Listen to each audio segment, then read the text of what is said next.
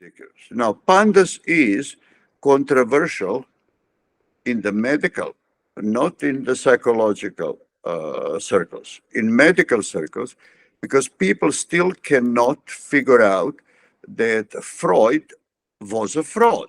He was just stupid guy, okay? There is no mental illness. All we have is a physical illness with the mental symptoms. To illustrate it further, last time any of you ladies and gentlemen had the flu, so you were barfing, all these, shall we say, unpleasant things. What you have forgotten is that at the same time, while barfing, having diarrhea, etc., you were hyper irritable. Your memory, short-term memory was a problem. You had the bad thoughts. So even simple viral infection can induce clear psychiatric symptoms. Now, in pandas, obviously, we don't have a diarrhea or barfing. So everybody concentrate on the symptoms. The worst part is that pandas is not necessarily limited to psychiatric symptoms. We are discovering, and I have reported number of clear neurological symptoms, but again, they are ignored because they are subtle, and everybody concentrates on the psychology. So let me go with the, so if I can get the next slide, please, okay? So this was actually statistics up to January 2022 to kind of update it. I've seen probably about 6,000 to 7,000 kids with pandas, okay? And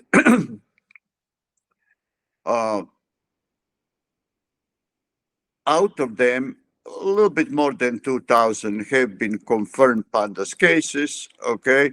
And among, I treated about now 1,300 with intravenous immunoglobulin. So in 2022, I had about 100 patients with the age of less than 6 years old. I had about 850 to 900 typical age group. And then I've treated now up to about 170 of adolescents and adult age group up to age of 34. May I have a next slide, please? Okay. This is kind of important, okay? The age of presentation of symptoms is usually somewhere between 6 and 8 years of age. But the true onset of symptoms, if you take a careful medical history, is actually between 2 and 4. The distribution among sexes is boys versus girls 2 to 1. Now, this might be helpful. As a rule, these kids, to begin with, are highly intelligent, very communicative, okay?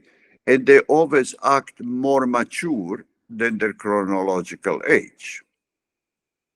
They're usually excellent students, but their past medical history contains hypersensitivity to tactile stimuli, hypersensitivity to loud sounds, okay? And they are frequently, called sensory processing disorder. One other important thing is inheritance pattern. Now, I believe that these kids are born actually with a little twist to their immune system, and 80% of the time it's inherited from mother side of the family, 20% of the time from father side of the family. Interestingly enough, the kids with the prime symptom being OCD and anxiety, that inheritance pattern comes from mother side of the family. Kids with the tics as a main presenting symptoms, it appears that inheritance pattern come from from father side of the family. The important thing is also the ethnical background. So can you put the next slide, please? Okay. Uh, in US, highest incidence is in patients with Jewish ancestry, followed by Italian Americans, okay, and patients of Slavic ancestry. Also, the incidence of pandas is relatively high in Latinos and very low in African Americans. In Europe, highest incidence of pandas is in Italy, followed by Greece and then Dutch. But interestingly enough, it's a low incidence in Germany. In Middle East, the highest incidence is in United Arab Emirates. Uh, I've had a number of patients from that area, and all patients that I've had from there were British or Australian subjects. In Asia, the highest incidence is in India, followed by Iran. And that is only because I don't really have access to Iran, but by interviewing number of people, I believe that's the case. Low incidence, however, is in Japan. And then in Australia, a relatively high incidence, especially in the European ancestry. Incidence in the native ancestries is unknown. And I had a few patients, again, British ancestry in New Zealand. May I have a next slide, please? Okay. Next one, please. All right. Now, this is what I really want to concentrate on. The symptoms. Now, main symptom that should be present in just about every case is unrelenting general anxiety. Now, there is a very simple explanation for the source of anxiety. As you all know, at the same time, we have a whole bunch of thoughts in our head. All right? But what we are capable of is sorting them out. I can pick one thought and I can follow it, and the rest of the thoughts in my head are in the background, like behind the curtain. I know they're there, but they're not interfering with my main thought. The reason I'm able to do that is activity of basal ganglia. According to pathologists, and this is still kind of being developed, basal ganglia sends 5 to 6 per second impulses. They end up in parts of the brain where thoughts arise, and they act as a conductor of thoughts. So essentially, conductor, basal ganglia, helps me sort out my thoughts.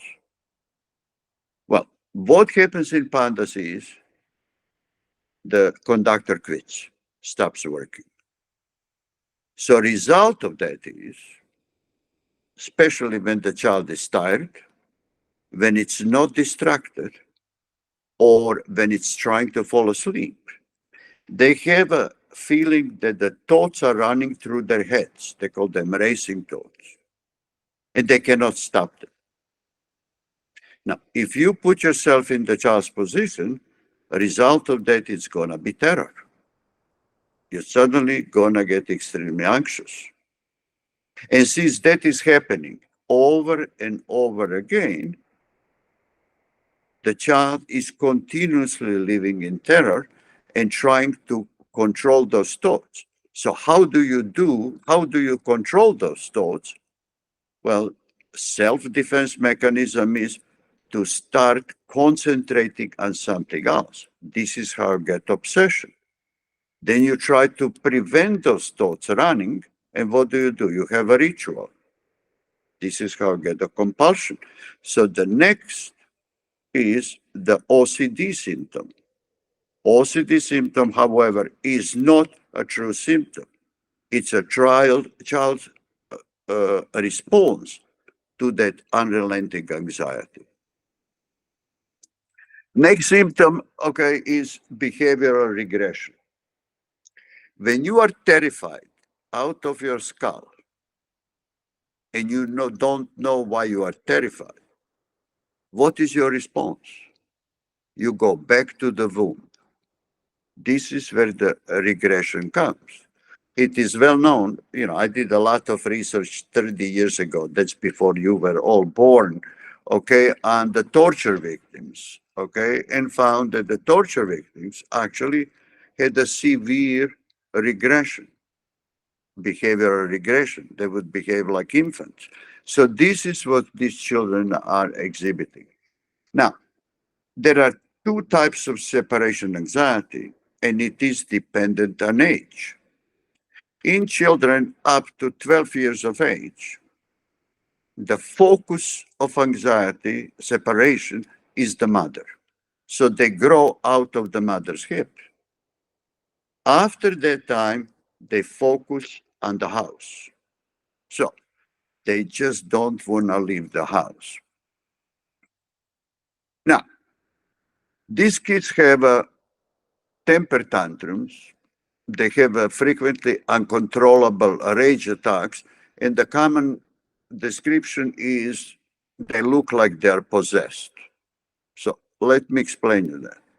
When you are absolutely terrified and you are spending every ounce of your strength trying to control your thoughts, and your mother or father walks in and says, "What do you want to eat?"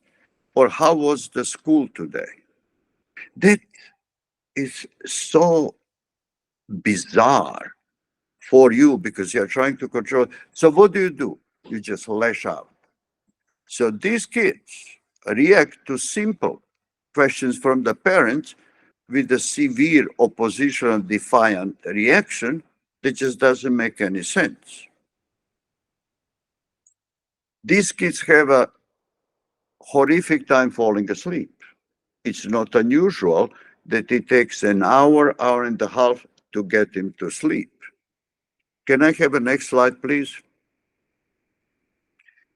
Now, when you are trying to obsess about something, trying to control your thoughts, obviously, the first thing that comes to your mind is something esoteric. So, something you saw on television, something you just saw in the room, spider, whatever.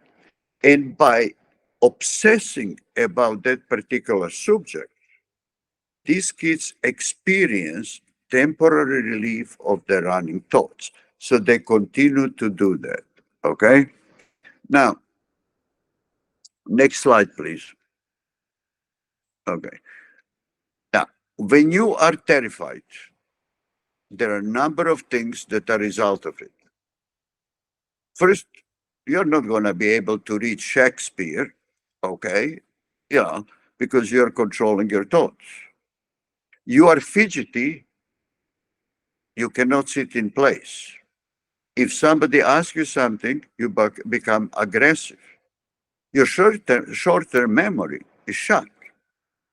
If you're at school, there is a clear deterioration in learning abilities. Frequently, these kids come up with the auditory or visual hallucinations.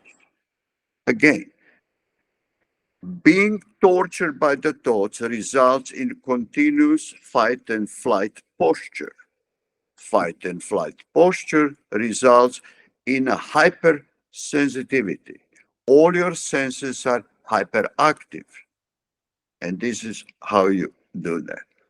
The most dangerous part of pandas is obsession with food.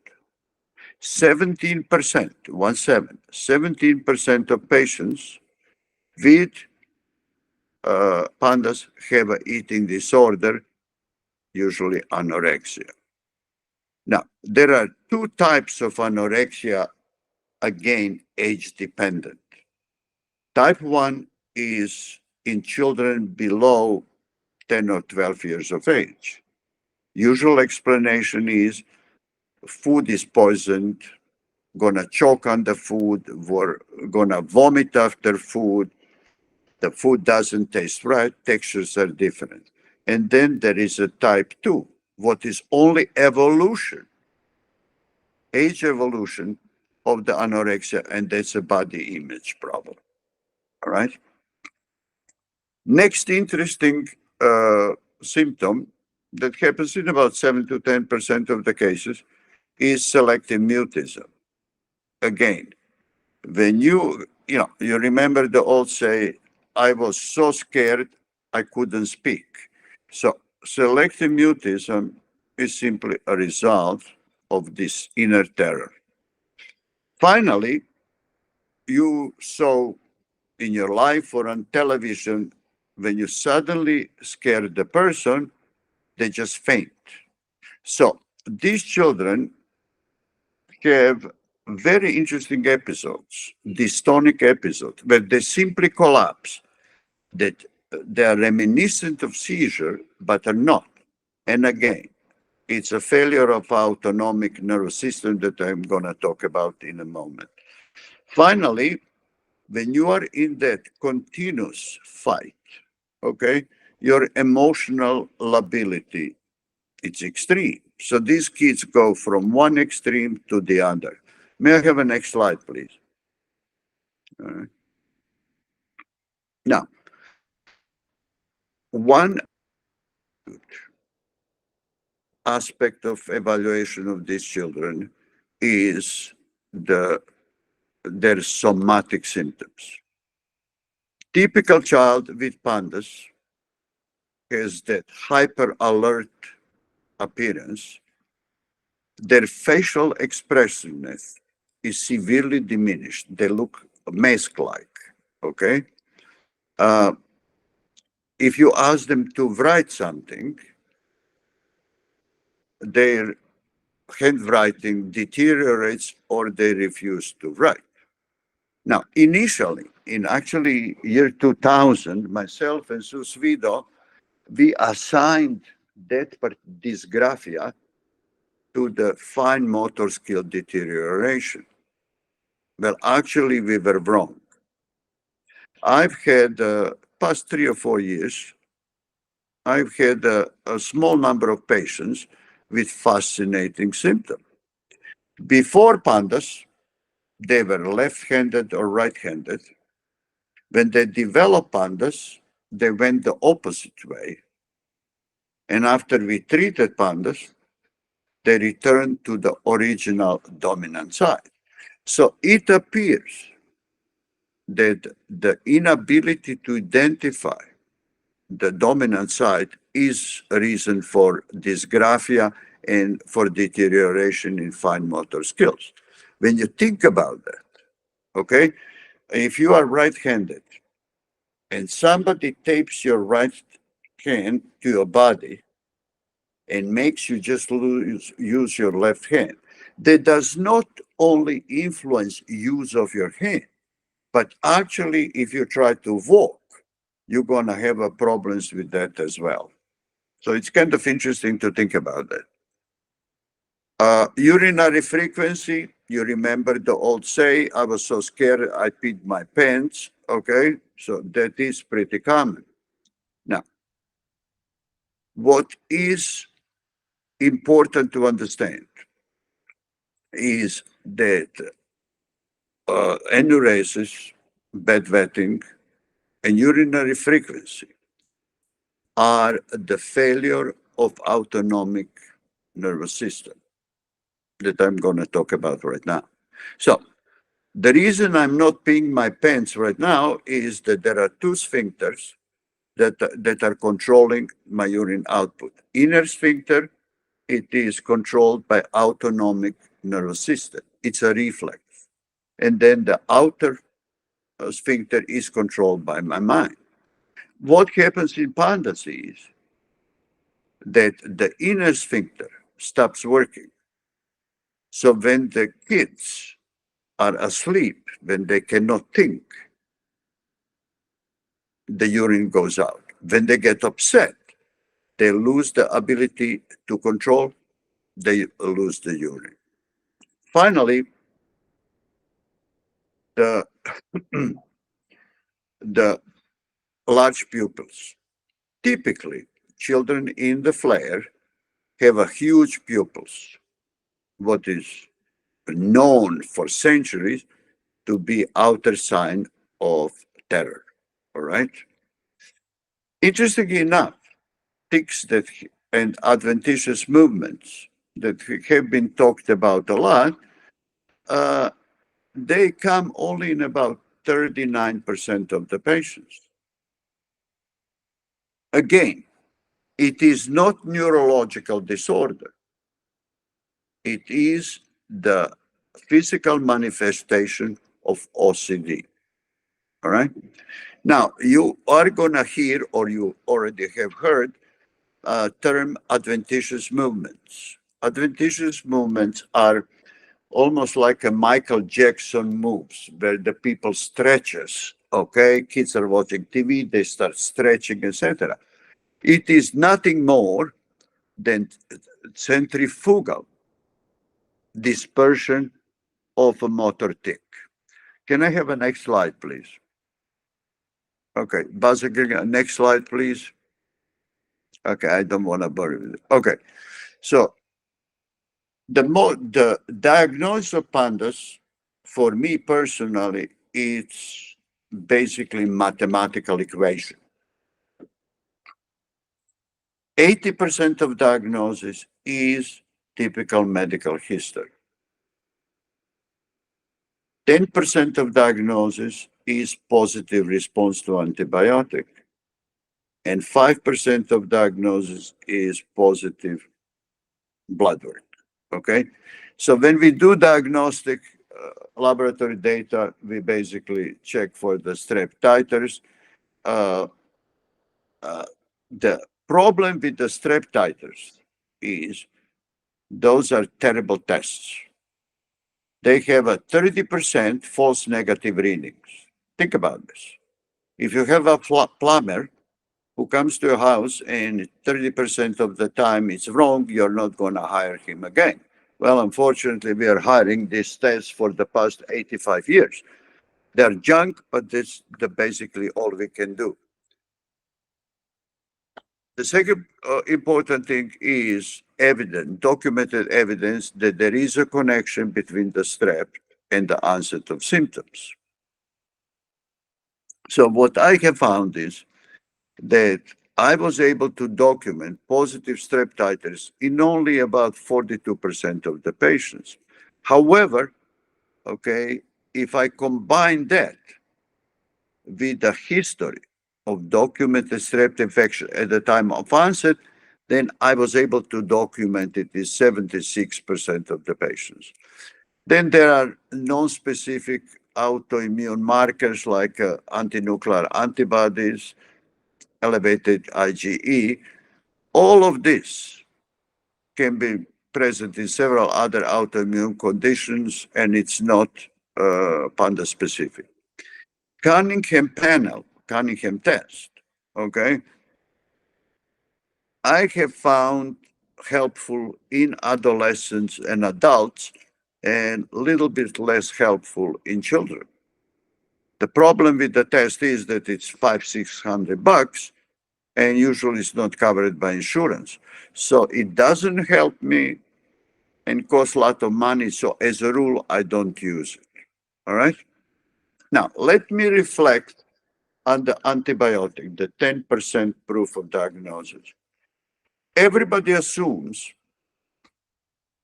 that you give a kid antibiotic kills strep or whatever, and you got him an improvement. Well, actually, that is not correct.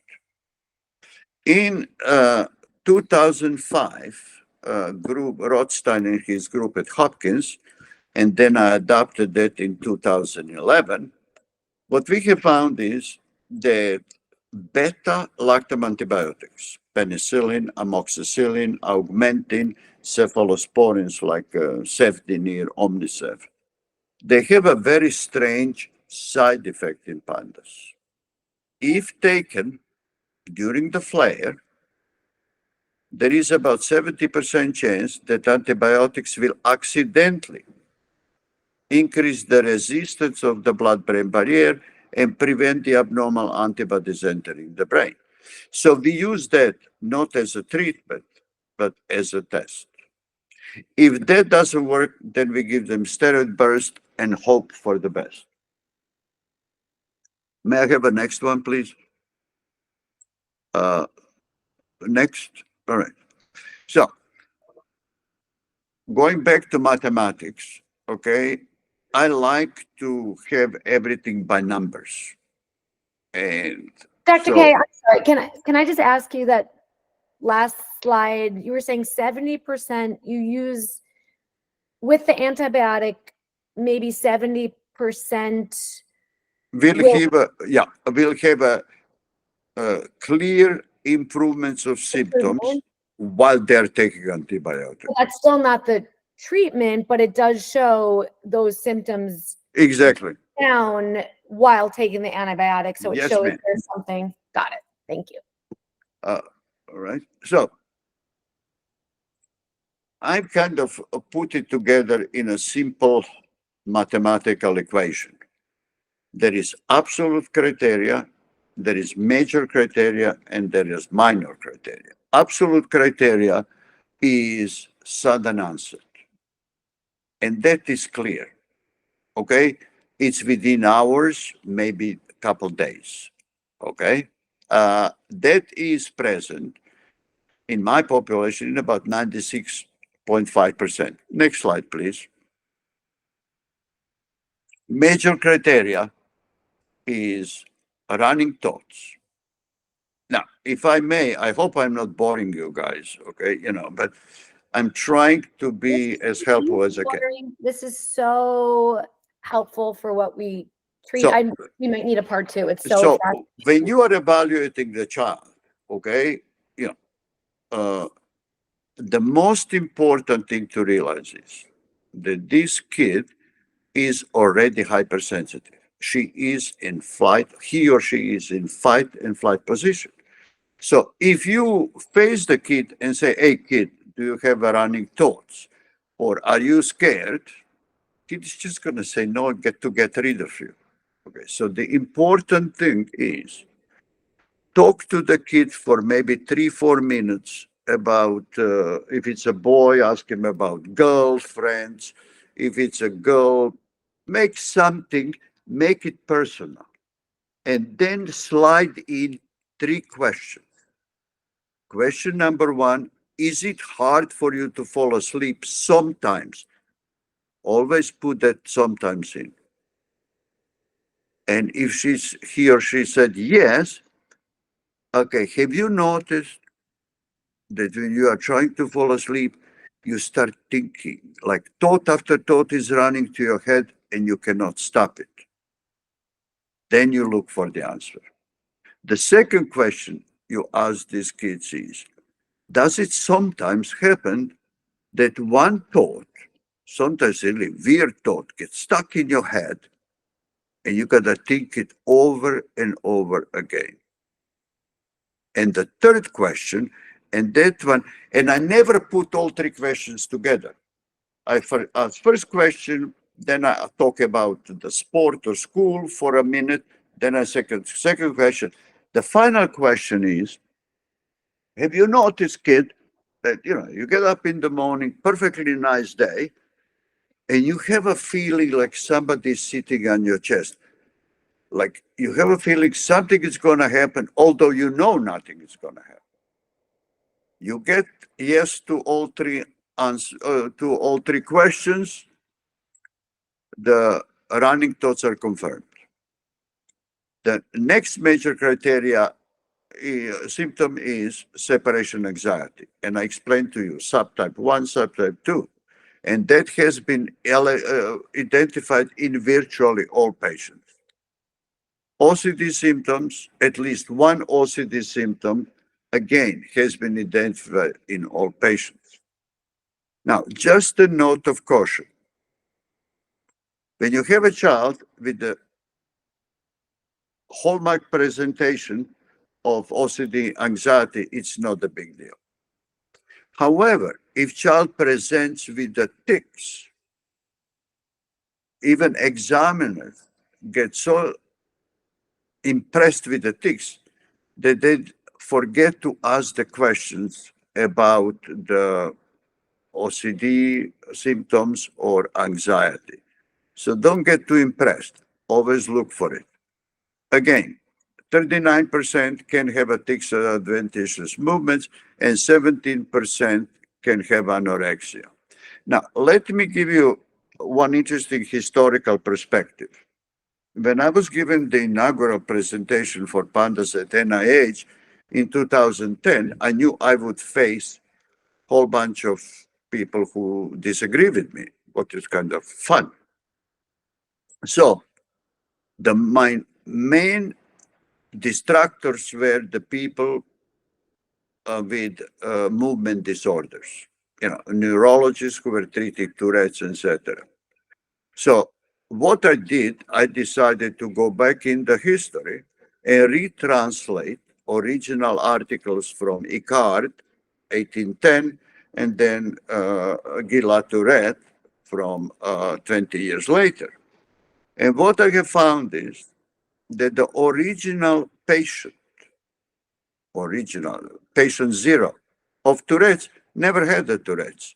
It was a Marquise de Dampierre from Paris who had a thick four-letter word, okay? Obviously, Paris in 1800s, okay, with a four-letter word, perfect match, okay? But when you translate properly the initial Icard's report, she didn't have Tourette's. She had actually PANDAS. The second interesting bit would be, have you ever seen the movie Exorcist? If anybody has seen the movie, think about that again. The kid who was in the movie, okay, was a typical case of PANDAS. Actually, we did some research about 10 years ago and found that there was a girl from California that actually, after her behavior, the movie was made. Can I have a next slide, please? Okay, I explained to you the separation anxiety. Next slide, please. Again, anorexia, and okay, let's go next. All right, now the minor criteria. There are two groups. There are quote unquote behavioral symptoms and somatic symptoms. So, minor criteria is general anxiety, not separation anxiety. General anxiety, sleep disorders, behavioral regression, emotional lability, coprolalia, hyperactivity, ADHD symptoms, aggressiveness, self-injurious behavior, learning disability, and hallucinations. Next up, please. Next slide, please. Okay. The group 2 are poor eye contact, hyperalert, decreased, okay, absent facial mannerism, medrasis, urinary frequency and enuresis, short-term memory loss, increased sensory responses, fine motor skill like dysgraphia, selective mutism, and chronic non-specific abdominal complaints. Next slide, please. So diagnostic formula that I use is pretty simple. To have a diagnosis of PANDAS confirmed, 80% is absolute criteria, sudden onset, plus two major criteria. Formula number 2, because certain number of kids, parents cannot recall the sudden onset, especially if it was 10 years ago. The formula 2 is 2 major criteria plus 3 minor criteria. And the idea is that one of the minor criteria must be from each group. Okay? Now, that's 80% of diagnosis. 10% of diagnosis is positive response to antibiotics or the steroid burst. And 5% of diagnosis is positive blood work. Next slide, please. I already have gone through this. Okay. May I have a next one, please? Dr. K, can I ask a question just in terms of when clients come to us as clinicians and we see some of these symptoms of immediate onset, very severe OCD, decrease in functioning, like I don't know, my child is a different person. And so from there, we might encourage to look into, have you heard of the diagnosis PANDAS? And then so I'm just trying to think from our perspective, they might say, well, I spoke with my pediatrician, they took a strep test, the strep test was negative, and it's not our job, we can't push that much further, but is there something from there that we could encourage them to do after the point of, well, the strep test was, Well, I think, first thing is when you are talking, when they say strep test was negative, yeah, that doesn't mean anything. right, as you said, the plumber. There are three reasons for it. One reason is the PANDAS starts between 2 and 4, and it's a result of the repeated strep infection. Okay, Once mechanism of PANDAS is in place, any other infection can cause the flare. Let me be graphic about it. When Johnny is perfectly fine, no symptoms, nothing, Johnny's immune system produces a small number of antibodies because they're not necessary, not needed, and even smaller number of abnormal antibodies. And if that small number of abnormal antibodies enters the brain, it's not going to cause a major symptom. Now, Johnny gets pneumonia. Johnny loses a tooth.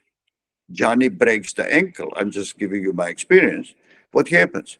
There is a sudden response of immune system, and response is extreme increase in number of normal antibodies, and there is a parallel increase in production of abnormal antibodies, and this is how you get a flare. Now, why does the flare last 4 to 6 weeks? Because the antibody lifespan is 28.9 days. All right. So at 28.9 days, half of the antibodies produced, both normal and abnormal, is gone, and you're going to see the decrease in symptoms. Now, so pediatrician basically doing the throat culture doesn't do anything. Okay. Kid could have a flu and could have a flare of symptoms. Second thing is the answer frequently, I don't believe into diagnosis. Well, I got the news for you. Medicine is not a religious exercise where you have a right to believe or not. Okay? So are you trying to tell me that the diagnosis anxiety, where you don't know the cause and you are guessing at the treatment, is more accurate than PANDAS, where we know the cause and have a pretty good idea how to treat it? It's kind of simple. So I think, let me put it this way. In my opinion, for whatever it's worth, the psychologist, it's probably the most important information source for the parents. You see, and now I'm going to be biased, but permit me to do so. All right. So the whole basis of psychology, the way I see it, is not reprogramming. Okay, it's basically adjusting the hard drive. Right? We call it defragmentation. You have that in the computer, and I think idea of that is, but you can only defragment the healthy hard drive. If your hard drive on the computer has a virus, you can defragment it for the rest of your life. It's never going to work. So I think the importance of psychological approach is absolute. Now, Here is the problem. When you have a child who is terrified, okay, what is the defense mechanism? He or she wants to forget it, push it out of her mind. So when you do the CBT, counseling or whatever, in actively symptomatic child, he or she is really going to get pissed off. Okay? So it doesn't help. But after you treat the child and symptoms go away, they need to readjust, to relearn certain things. And this is where the CBT is absolutely necessary, right? Okay, let me go. Next slide, please. Now, treatment of PANDAS is actually very simple. First step is removal of adenoids and tonsils. Let me be specific. Let me explain you that. We have known since year 2000, group in Athens reported that if you remove adenoids and tonsils in kids with PANDAS, you're going to get significant improvements. Okay?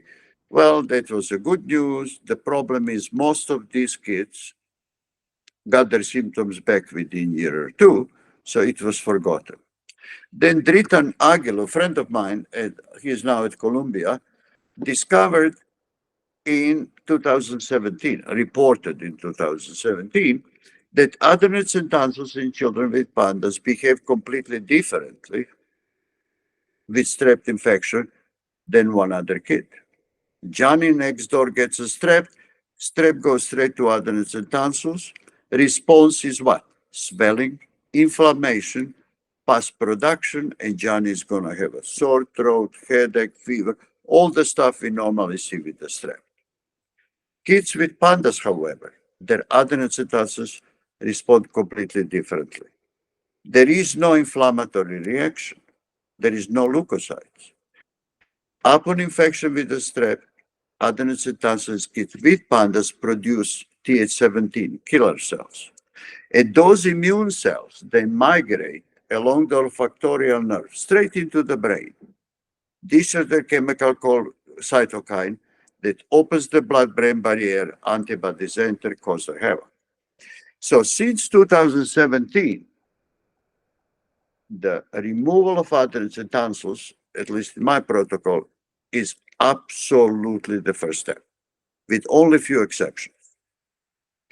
Now, interesting enough, I have a chance to compare it. So before obligatory removal of adenoids and tonsils, my success rate was about 68% with the single IVIG treatment, but the recurrence rate was 28%, need for additional treatments. Since 2017, the success rate has gone to about 78%. But more importantly, the recurrence rate, need for additional treatments, has gone down to about 12%. So that's a step number one. Then we pause for 4 weeks and see what happens. There is about 15% chance that the removal of adenoids and tonsils alone can cause a complete recovery. It's likely to be temporary, few months, couple of years, because eventually symptoms do come back. But at that moment, we do nothing. We just leave the kid alone. If, however, following the removal of adenoids and tonsils, recovery is not complete, then we follow that with intravenous immunoglobulin or IVIG. So basically, that's what happened. Now, here for your interest, what happens to these kids after you treat them and quote unquote, they respond? This is fascinating. They wake up in the morning and their head is empty. A lot of kids told me that they actually miss their OCD. Because, you see, they are geared, the moment they wake up, they start fighting their thoughts. And suddenly there is no thought. and they kind of feel weird. So it's kind of interesting. This is where psychologist, okay, comes in, where the CBT counseling, etc., comes in to explain to them what's going on. Okay, uh, so that is. There is also one other important. Dr. K, thank you so much for this information, and a lot of which we're going to take in and really get into the nooks and crannies that we're going to discuss together next week. So just a few questions that came up throughout the presentation, a lot of which you got to. One question I had in the beginning, you said some of the studies have shown that for the children with tendencies to develop PANDAS, there was some kind of immune from birth. I don't know if you used the word These kids are actually born with a born. defect to the immune system, and that defect has been defined that upon repeated infection with the strep throat, with the strep group A, the immune system starts producing abnormal antibodies against the strep group A. Those abnormal antibodies attack basal ganglia, and this is how you get the symptoms. So they're born with an immune system that has a tendency to produce abnormal Right, right. antibodies. But they're perfectly normal unless they get Unless, the uh-huh. strep group A, and then we go from there. And so and there's not really a way to know that until the first, like you gave that crescendo of infection. No, there have been some attempts, okay, to try to identify it was unsuccessful.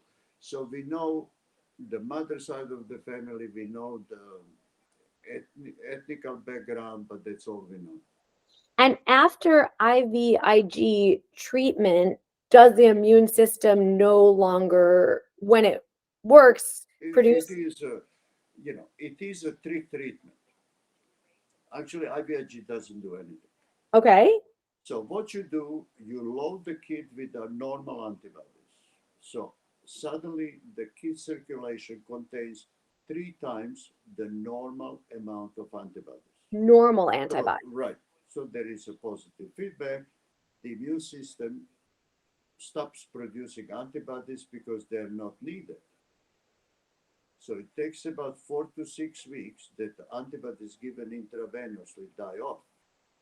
And then the immune system Is learning. itself. But then it does what your computer does: reboot and restart. So it reboots itself to the point before onset of PANDAS. How do you load the kid up with the healthy antibodies? Is that IVIG. the IVIG is just loading them up, but then the immune is learning? It's a natural progression of situation. Yes. Got it. So that's what the IVIG is, loading. Sorry if this is basic, but No. Listen, I'm sorry. I tried to kind of no, as much as you can, but no, you boiled down something, and I'm boiling it down maybe to a level that, but this is because I think it's important to understand. 100%. There is a difference between who was a kid who was tortured or was in prison or whatever with anxiety, and the kid with PANDAS anxiety. Can you tell us more about that? Because that was one of the, tell us more about anxiety, mental health disorders coming from trauma and shaping from the outside. Well, the point is that the trauma precedes anxiety in this other group. However, anxiety precedes the trauma in the PANDAS group. But does trauma from the outside start changing the immune? Well, it does. Well, there is no question. We know that the people with tortured people, there was there is a guy by name Basaglu. He was Turkish expert on torture. He did a lot of studies and found that the people who were chronically tortured in Turkish prison could end up being autistic. Mm. So my parallel is that the torture of the mind that these kids go through can actually render them in severe case, and they are indistinguishable from autistic kids. Right. And the reason for that is very simple. When your body is tortured, the only way to survive it is to disassociate your mind from your body. And that disassociation is basically what we see in autism. And last question for now, in terms of it being diagnosed in children, sometimes we have adults that might come in and say, maybe I had PANDAS, or is there a window when it's too late? Tell us about the whole children versus adult. It's I apologize. It starts somewhere between two and 4. Now, not all patients with PANDAS are debilitated. As a matter of fact, a lot of them learn to live with it. All right. However, any infection later on in life, I had the patients 36, 44, 64, got hit with an infection and basically went ballistic. Yeah. So, PANDAS, you don't outgrow it. It doesn't go away. Right. You just learn to live with it. But to give you a very interesting case, about 7-8 years ago, my secretary came to me and said, well, "Listen, there are people who want to talk to you just for 2 minutes. Do you want to talk?" I said, "What the heck?" I will talk to him. So I see the 36-year-old man with his mom, and first thing that I notice, he's holding mother's hand.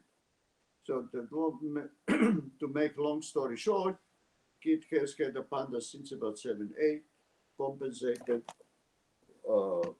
Everything went well, went to school, got married, 2 children, got hit by a major strep infection he got from the kids, left the family, went back to the mother's house, insisted to sleep with her in the bed, okay, etc. So it's always there. So even if they learn to compensate, to cope with it, there is always a chance it can break through. So, in my opinion, for what, on the basis of experience I had, PANDAS eventually has to be fully treated. That was my last question, was, so if even if they've learned to cope, white knuckle, can they still be candidates for PANDAS? Absolutely. Okay, that helps. They should be, because eventually it breaks through. You have a coping mechanism, Right. but that only carries you so far. Right. And any additional trauma just breaks through. Any theories about long haul COVID? Well, I think there are basically no theories. There are actually 2 facts about it. Okay. Number 1 has been that the COVID had caused quite a bit of flares of PANDAS, not surprising, okay? But generally those flares were mild. As a matter of fact, the kids I have seen, probably several hundred, who had the COVID and the flares were doing better than the average population. And the reason for that is that Th17 cells, the ones produced by adenoids and tonsils, are interestingly enough very protective from COVID. So that was actually a happy accident. However, there is a certain small number of patients who had severe relapses of PANDAS, not a flare, a relapse of PANDAS. And in such a cases, you have to treat them from the beginning. What is interesting is that the chronic COVID responds well to IVIG as well as a relapse of PANDAS. So it makes no difference if you are wrong or right, you still do the right thing. So it's kind of, one of those rare cases where you cannot go wrong. Right. Have you been doing treatment for anyone still, like Yeah, I've had maybe a few dozens. a few dozen of long haul looking? Right. And it worked like a dream. Mm. Okay, I'm going to stop because I would have endless questions for you, but thank you so much for your time. And we're No going problem. It was a pleasure. Sorry for interruption. to, it couldn't be more helpful, honestly. Thank you so much. And we're going to See you stay later.